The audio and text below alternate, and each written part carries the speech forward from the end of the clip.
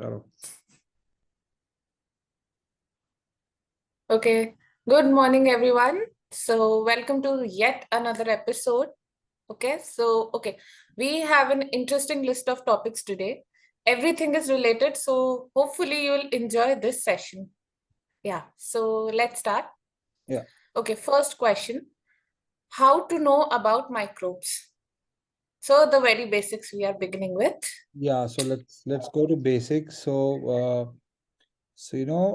you see, our body is a home to trillions of microorganisms living at various places inside our body, starting from mouth in our saliva to small intestine to stomach to large intestine, gut, which has the major colonization of the microorganisms, right?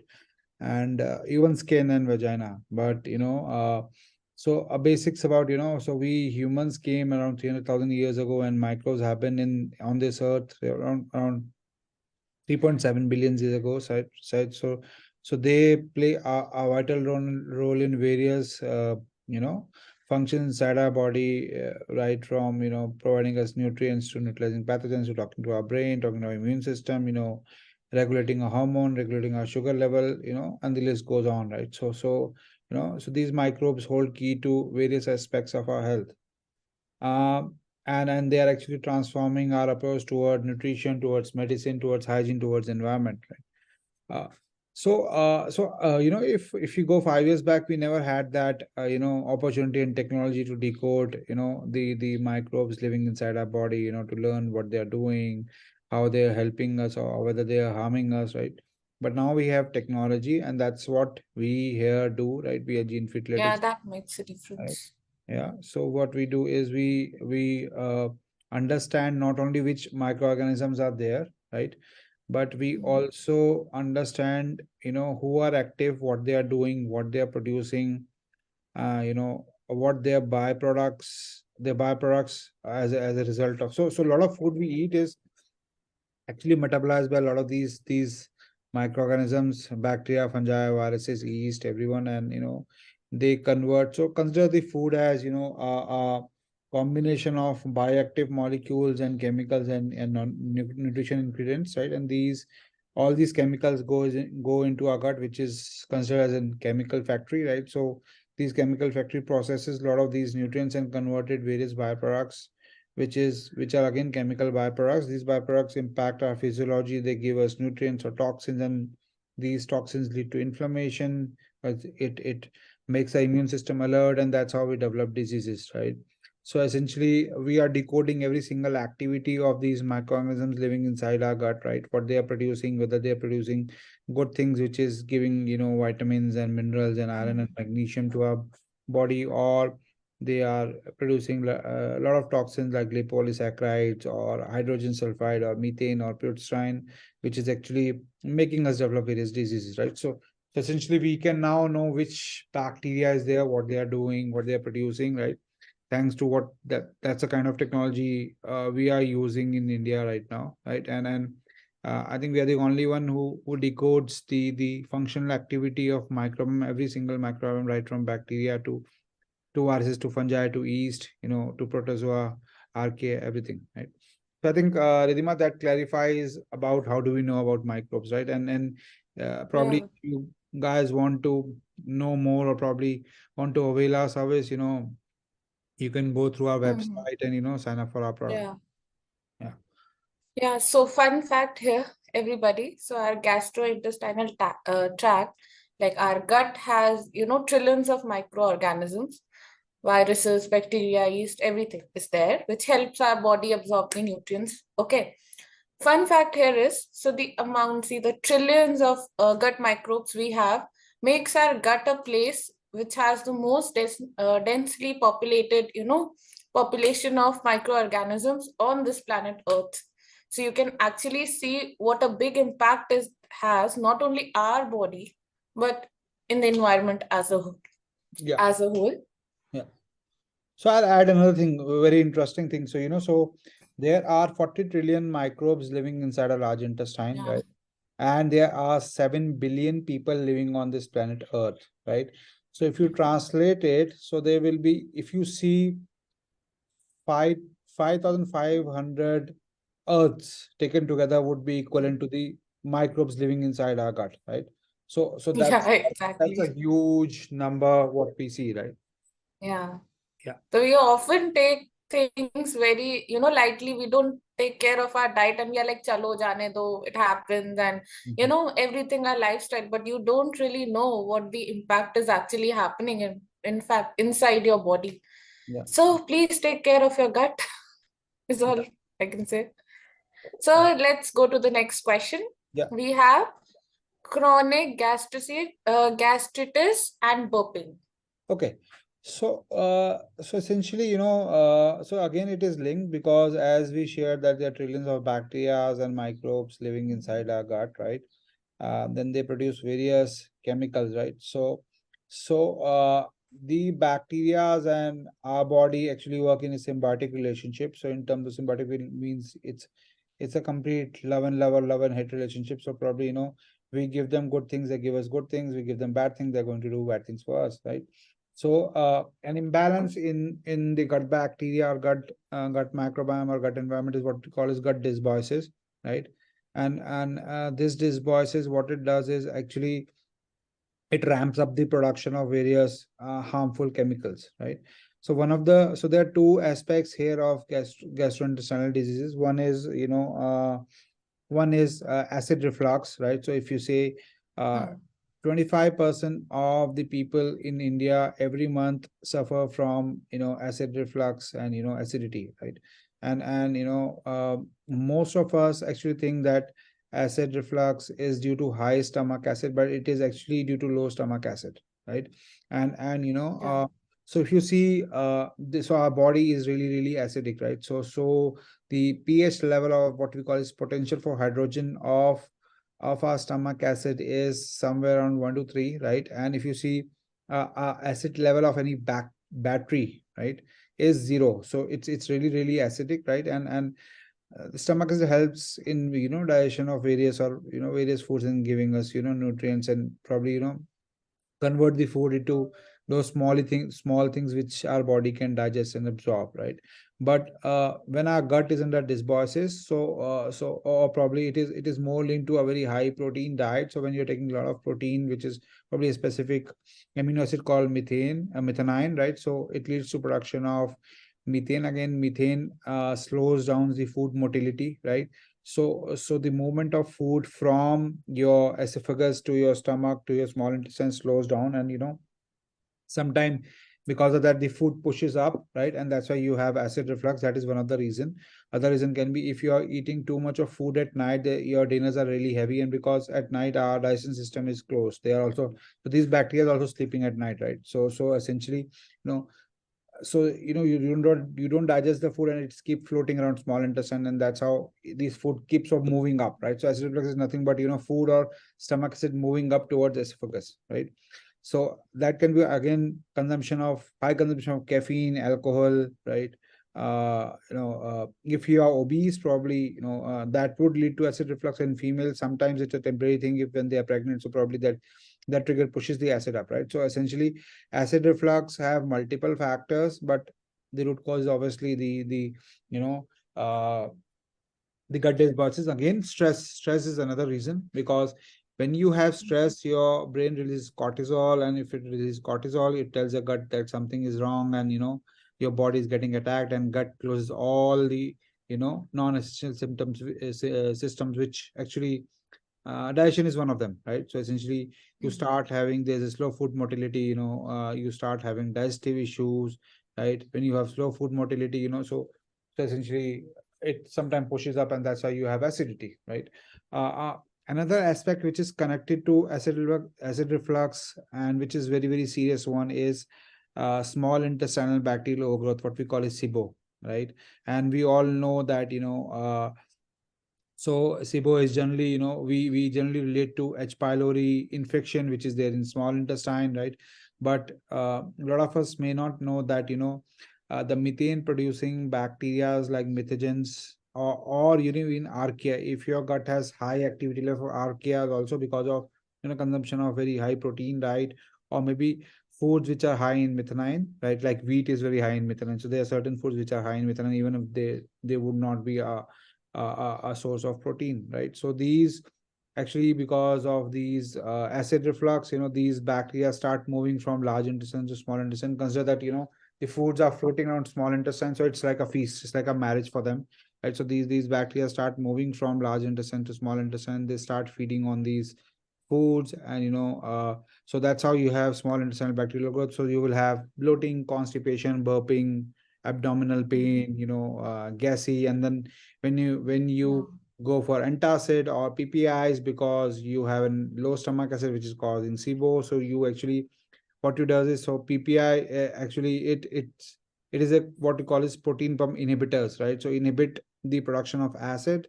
Again, you don't have stomach acid now, so you don't have acid reflux. But because stomach acid plays a vital role in preventing parasites from entering your gut.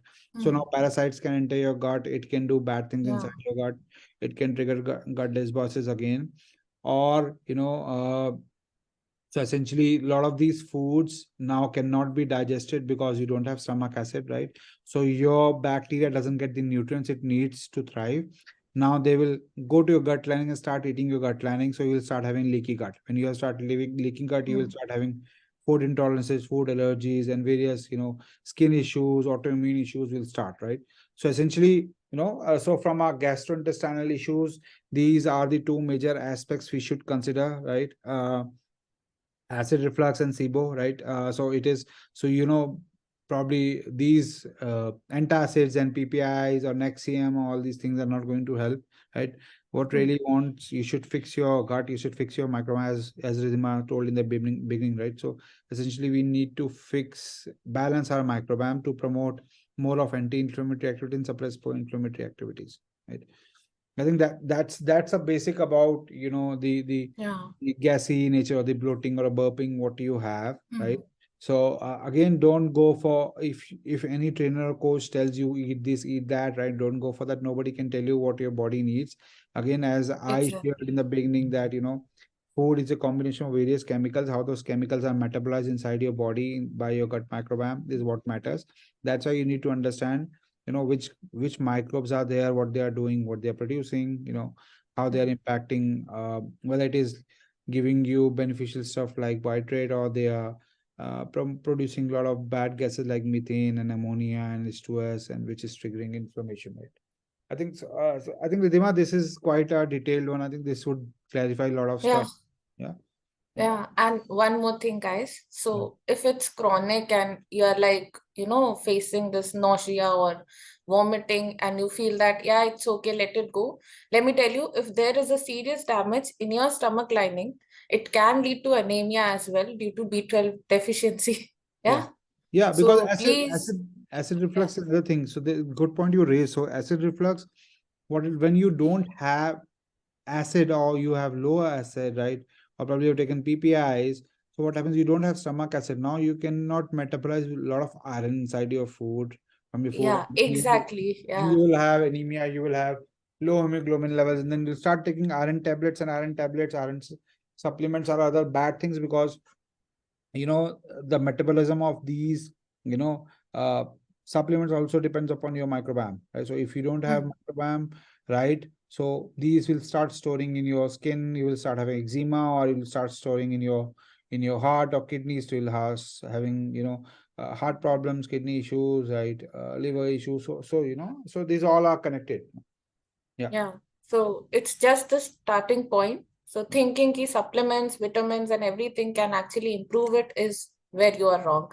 Fix your gut will be the answer. Yeah. So let's go to the next question.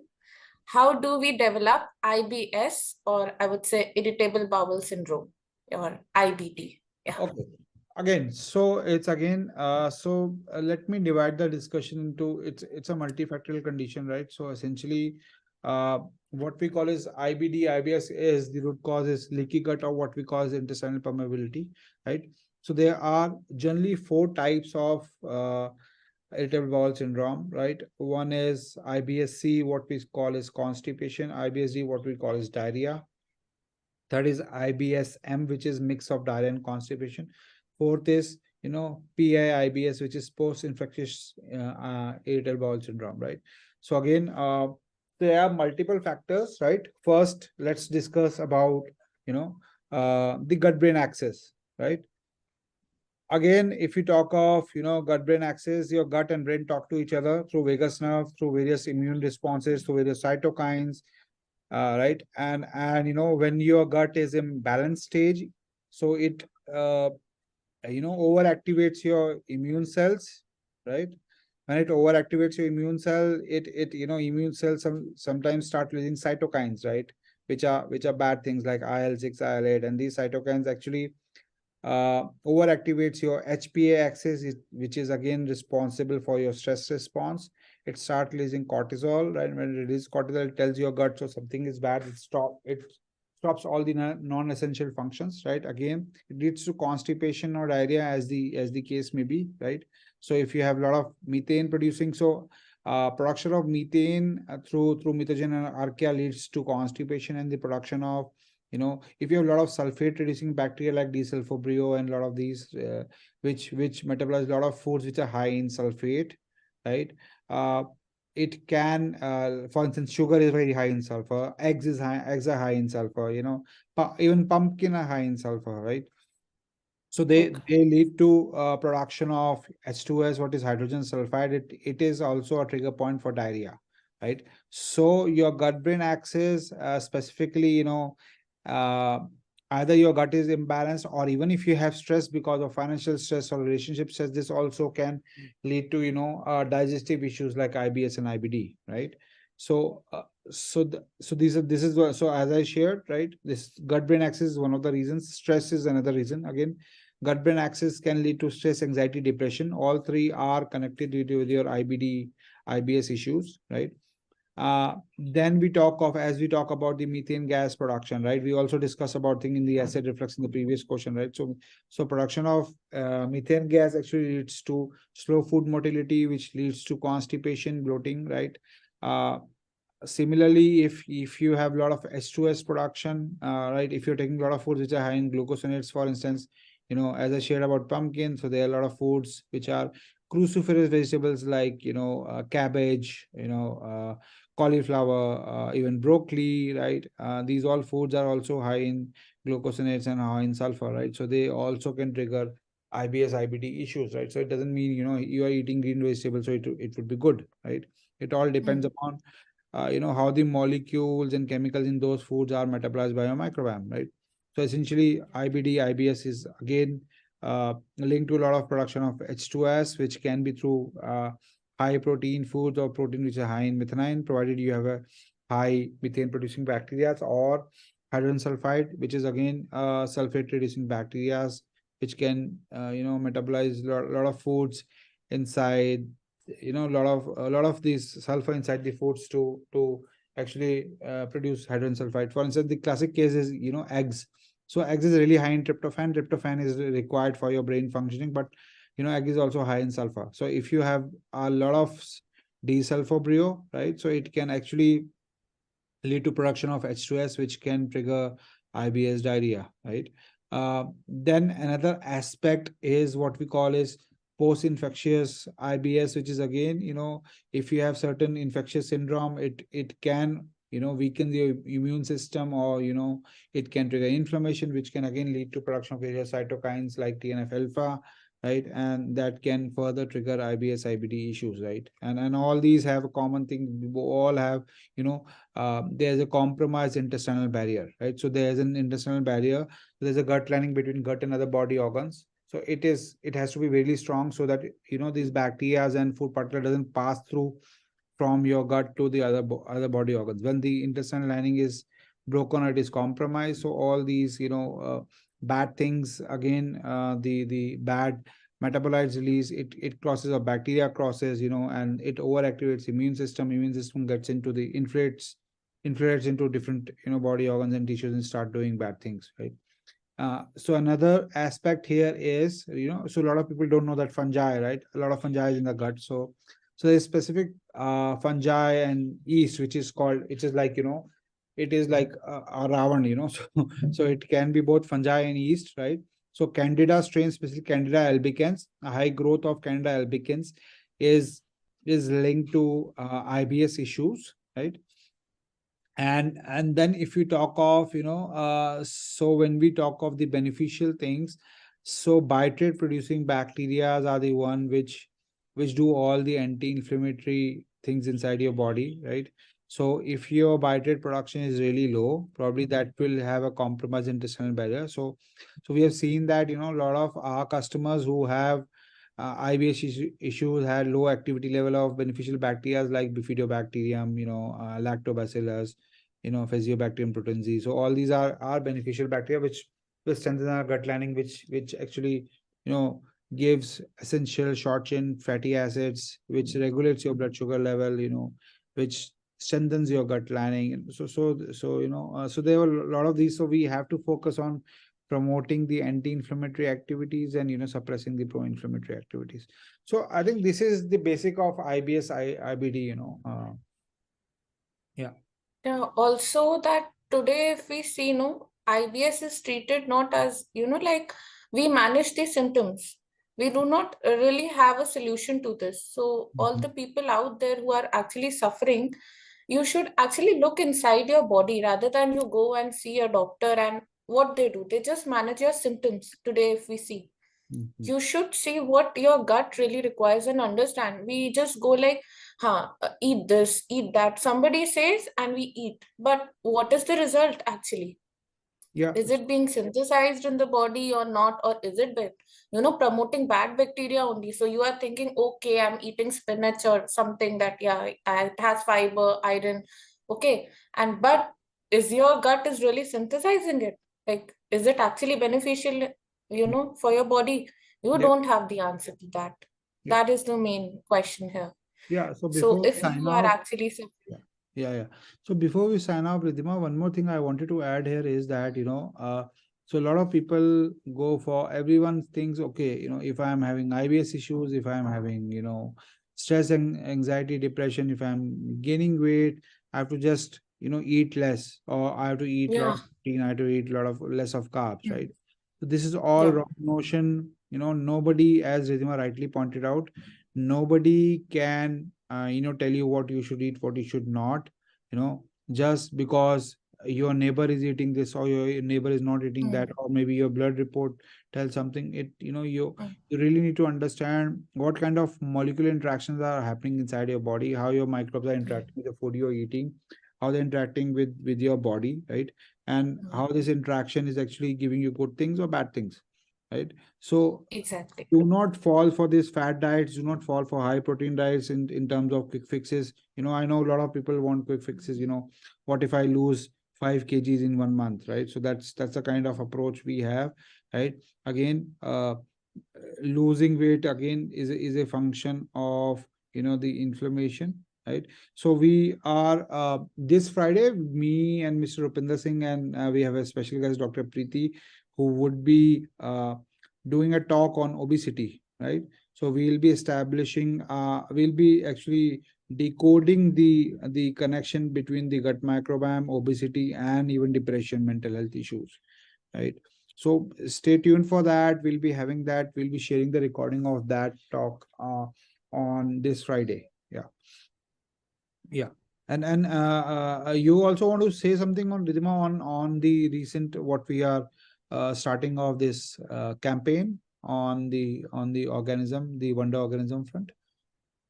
Yeah, actually, so guys, we are again building a hashtag that we want you to, use on anybody you feel is a wonder organism. Like we working in a team in Gene Fitletics, we are wonder organism. So it goes hashtag wonder organism. What I would like you to do is tag someone, tell who is a wonder organism in your life. Okay, you tag and we give you a goodie. That will be a surprise what you will be getting. But please, please, and please start tagging yourself and actually accepting your body the way it is, instead of going on, let's eat this, let's do that, let's do this, falana and everything, and you think that, oh yeah, it's benefiting my body. So please let go of all these things and let go of the guesswork. We are here to help you. Please approach us if you feel anything is necessary in your body that needs to be addressed. Yeah. Yeah. So for the sake of even just adding on this is, so who are wonder organism are anyone who challenge the status quo, who brings difference in your life or life of others, who is inspiration for you, or you think who are seeing things differently from others, right? So if you feel you are the one, tag yourself. If you feel you have someone in your family, in your friend circle, in your office, who you think is a wonder organism, please tag them. So we are, as Ridhima shared, right, we will be giving exciting gifts and even good discounts on our products as well, right? So stay tuned for the next Tuesday. We'll be having next set of questions. Yeah, okay. That's Okay, it. thanks, So, Ridhima. Yeah, okay, thank you. Thank you, everyone. bye bye.